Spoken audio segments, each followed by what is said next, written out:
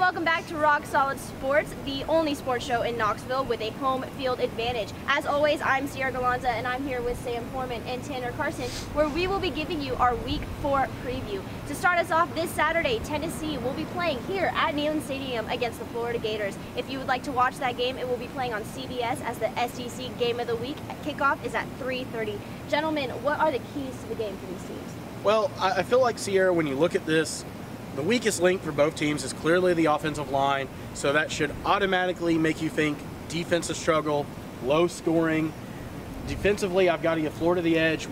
I'm throwing the offensive lines out because they're both equally like F minus, minus, minus, minus here. But outside of wide receiver, I'm giving all the other check marks as far as an edge to Tennessee. Special teams is the real key. That's where I think Tennessee can really win this game. If they can find a way to make a couple big plays in the return game, that could totally change it. Also, Florida has struggled offensively against some subpar defenses, but what's allowed them to capitalize is having really good field position. So the punting game and making sure Florida's pinned as deep as possible is going to be a key for Tennessee to find a W at the end of the day. You would think by looking from this game from the outside in, a lot of media people were predicting Tennessee to win. ESPN's FBI Power Index has Tennessee having a 71% chance to win this game, but as all Tennessee fans know, very pessimistic about this game this time of year. You know, it's all well known. Tennessee has a 11-game losing streak to Florida coming into this game. Weird things have happened in this rivalry. I think for this game, you always throw the stats out the window. Just weird things have always been known to happen in this game, something you can never predict. But realistically looking at it, I think Tennessee has to improve the offensive line somehow. We have seen in the first 3 weeks of the season, playing some really mediocre defensive front sevens, they have struggled mightily in both the run game and protecting Josh Dobbs, and that in turn has prevented the passing game from getting off the ground. I think now with the news that Chance Hall is going to come back, at least play a little bit on the offensive line, I think they can free up Coleman Thomas on the right tackle spot. He's been having some issues there. I think just getting him back gets Tennessee a little bit of hope at building at least somewhat consistent offensive line, and I think that can in turn build off Josh Dobbs being able to have more time to make plays in the passing game and the running game. So it just begins up front for Tennessee. This game's going to be won in the trenches. Okay, it is no question that this game is important for both Tennessee and Florida. So for Tennessee, what players specifically will you be looking out for this game? Offensively, it all simply comes down to Josh Dobbs. We know he's going to have pressure on him all day long. He's going to have Florida Gators in his face. He's probably going to feel like he literally got dropped into an actual swamp. There's going to be so many Gators swarming around him. So it's going to come down to his decision making. He's got to make the right choice, whether that's handing it off to Jalen Hurd or Alvin Kamara, keeping it and running it himself, and he's got to make smarter choices than we've ever seen him do in the passing game. He has a real tendency of leaving the ball short. Sometimes then he overthrows the ball, and then also he has a tendency of not being the most accurate with where he places it, can lead to an interception. So he's got to have good placement, got to make smart decisions. Defensively, it's not about a player. It's the entire unit. The defense for Tennessee is so beat up. You're going to have so many different combinations of players out there, so many third or fourth string rotation guys now playing in the first or in second. So it's about the entire defense, gang tackling, making smart choices, trying to get Florida off the field as quickly as possible, because Florida's goal is going to be to milk the clock when they have offense. So if you're Tennessee's defense, you can't let them. You have to find a way to get them off the field. And I'll give you a bonus. Special teams wise, it's Evan Berry. The biggest X factor in this game for either team is Evan Berry. If he can get his hands on the ball on 1 or 2 kick returns, it's averaging like 38 yards of kick returns so far for the first 3 games. Basically, every single time he's touched it, he's had a huge run. If he can find a way to get his hand on it 2 to 3 times, once put in the checkerboards, there's no doubt Tennessee wins. And I already kind of gave it away at the first part, but you have to look at not just one player of Tennessee's offense, you have to look at the entire unit, that offensive line. Tennessee is going to win or lose this game based on how well that offensive line performs. For the reasons I just previously mentioned, if Tennessee can at least have a serviceable performance, let Josh Dobbs not be under pressure just 2 seconds after he gets the ball. Josh Dobbs is an electric playmaker. We know that. He made a bunch of great plays against a great Florida defense last year, so we know he can do it again if he's given the right amount of time. And I think if, like I said, if it's a serviceable performance, good things can follow suit. Running game, passing game.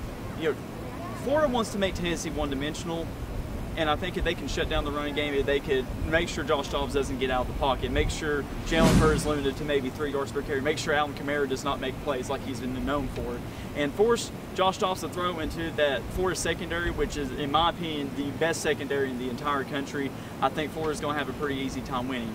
Now for defense, it's going to be a young player who a lot of people are going to have their eyes on. Starting in the place of the now injured Cameron Sutton, who's going to be out for an extended period of time with a fractured ankle, is going to be the true freshman Balin Buchanan starting at cornerback, or at least getting a lot of decent playing time at cornerback if he does not start.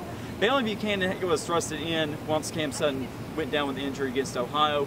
He was pretty, he was decent. He didn't give up a big play, which you like to see that for someone just thrown into his first amount of action. But it's a different beast against the Florida Gators. We don't know if Antonio Callaway, Florida's #1 wide receiver, #1 deep threat, is going to play, if at all, on Saturday. And if he does, you would like to expose that beat-up secondary. And I think if Balin Buchanan can have, at least a decent performance, don't get burned, don't give up the big play, tackle.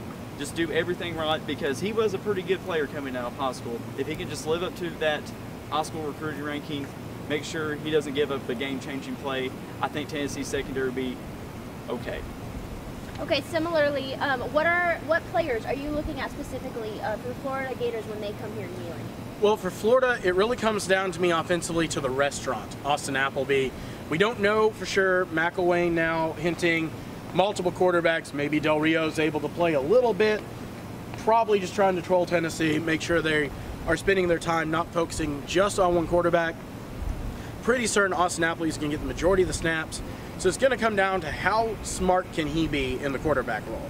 Florida rotates a wide variety of guys at running back, so he's got to make sure he knows who's back there. He's got to be aware too, because he's going to run the ball some. It's going to be now potentially the 4th straight quarterback that's a dual threat Tennessee faces. So he's got to know who's in the backfield with him. Is it better I keep the ball? Is it better I hand it off, let them work? Then he's got to make absolutely as few mistakes in the passing game as possible. It's all right for Florida to dink and duck down the field. That's what they're going to try to do. They're not going to go for the long bomb, especially if Callaway's not 100%, because that's their best deep threat option. So he's got to make the smart choice. If he throws an interception, loses a fumble with pressure in his face like he's going to face all day too, because we talked about how bad the offensive lines are for both units, it could get really sketchy for Florida really quickly. Defensively for Florida, it's the front 7. If they can dominate Tennessee's offensive line and tackle Josh Dobbs, Jalen Hurd, Alvin Kamara at the point of contact, not letting them break the tackle and getting yards after the first tackle, Tennessee is in a world of trouble. If Tennessee can pick up yards after contact, the bar starts moving in Tennessee's favor more and more each snap.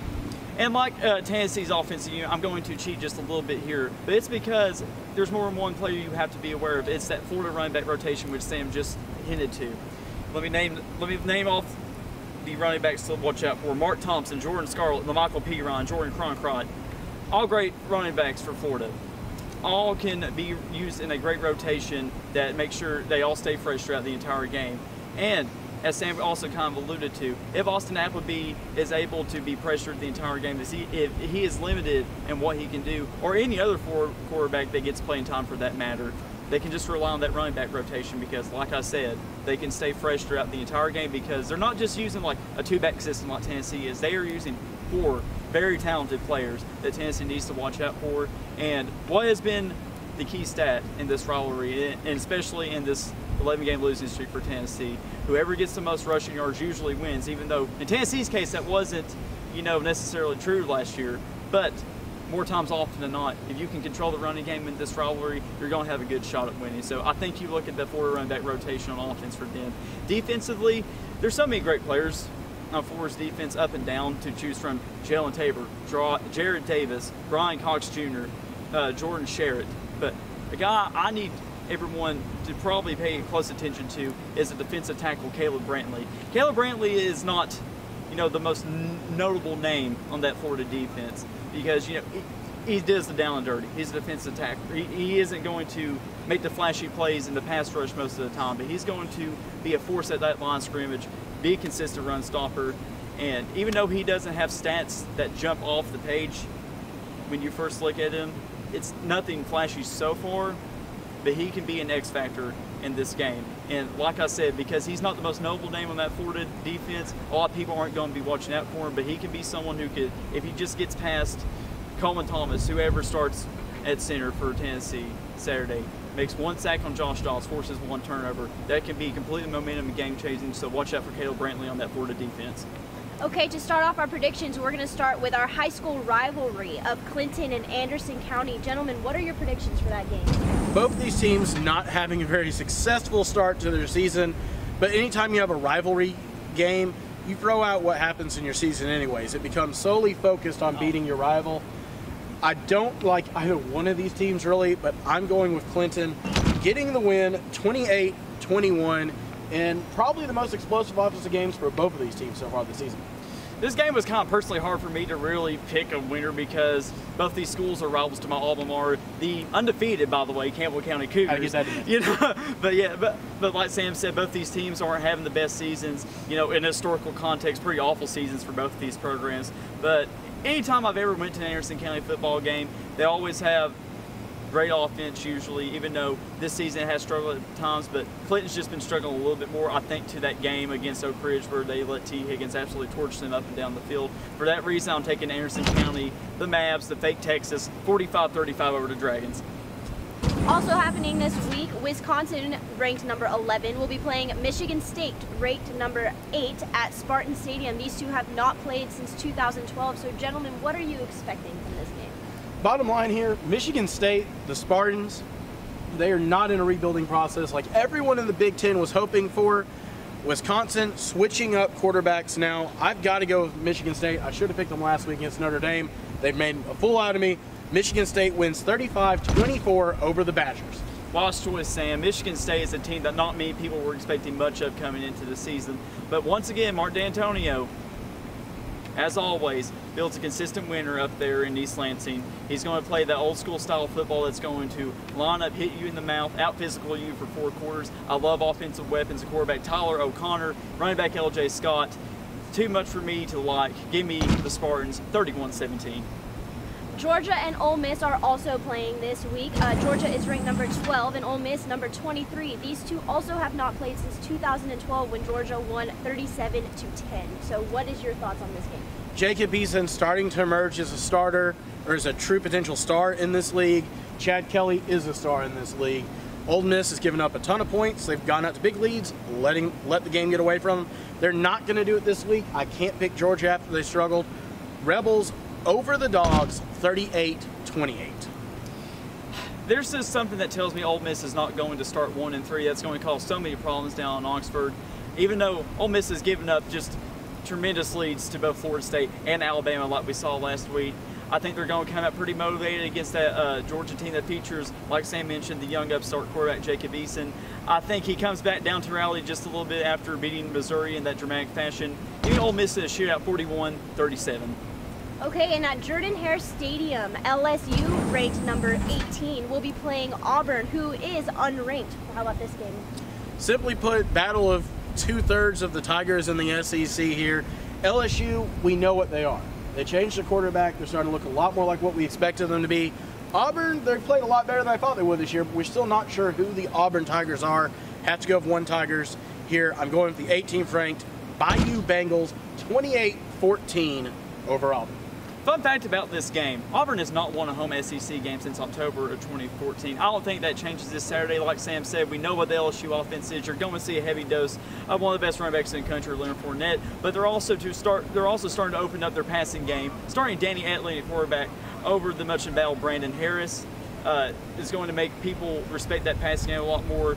Thus, we're going to see more Leonard Fournette in return. I think Auburn's defense is going to play a little well. They're going to fight pretty good to the very end, but I just got LSU escaping Jordan-Hare with a 21-14 victory.